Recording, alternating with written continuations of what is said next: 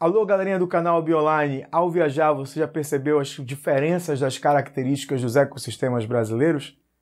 Então vamos assistir a aula de hoje, inscreva-se no canal, curta a aula, que hoje nós vamos falar sobre biomas.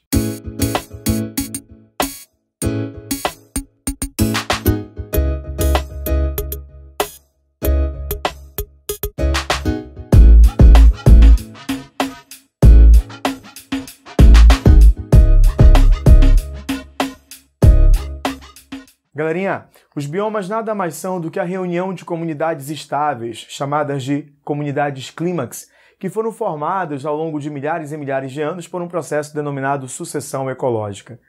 Ao longo do mundo, nós vamos observar diversos tipos de biomas que se repetem: tundra, taiga, floresta temperada, floresta tropical, campos e desertos.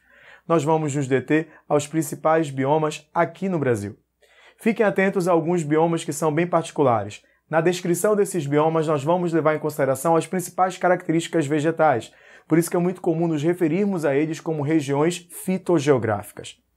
Dentre os biomas que nós vamos analisar, toma muito cuidado com os pampas gaúchos, localizados no sul do Brasil, com um predomínio de gramíneas, uma vegetação bem homogênea, formada ali por plantas do grupo das monocotiledôneas e que vem sofrendo com o passar do tempo com o processo de desertificação e uma agressão ambiental em função da grande área utilizada para pasto, já que ali você observa um dos maiores rebanhos do Brasil.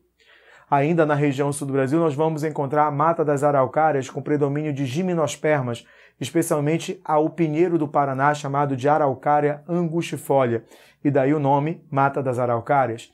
É considerada uma floresta do tipo temperada, embora não haja queda das folhas como acontece em outros lugares do planeta.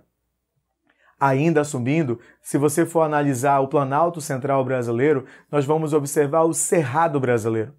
O Cerrado, você vai observar um clima bem seco, um solo pobre em nutrientes, tudo bem? E bastante ácido. Isso faz com que a vegetação do Cerrado tenha algumas características bem particulares, como é o caso das suas raízes, cujo sistema radicular é desenvolvido, profundo, para retirar água diretamente do lençol freático. O caule da vegetação do Cerrado é todo tortuoso, com casca grossa. As folhas são cobertas por cera. Todas essas características lembram adaptações a plantas que vivem em ambientes secos. Por isso que acreditava-se que o grande problema do Cerrado era a falta de água.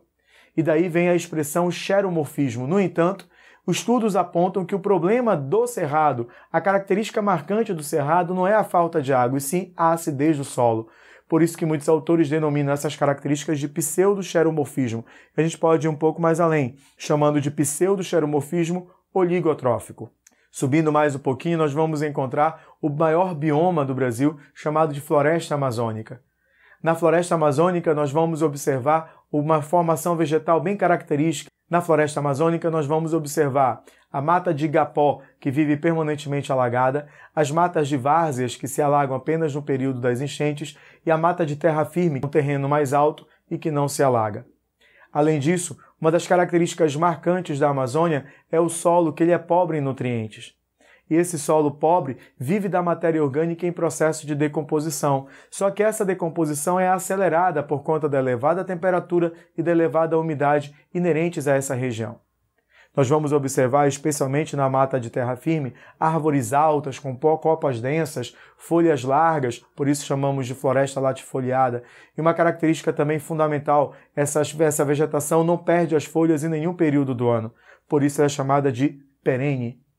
Como a folha larga, há também um intenso processo de evapotranspiração, muito vapor de água.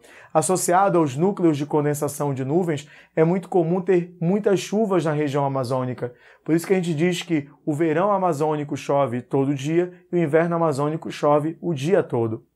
Só que a água da chuva ela não bate no solo, ela bate na folha. Então a função da folha, além disso tudo, é proteger o solo da ação das águas das chuvas. Portanto, o emaranhado de raízes superficiais é uma característica marcante da Amazônia. Na Amazônia nós não vamos encontrar raízes profundas propriamente ditas, mas sim várias raízes superficiais para ter acesso aos nutrientes que estão na camada mais superficial do solo.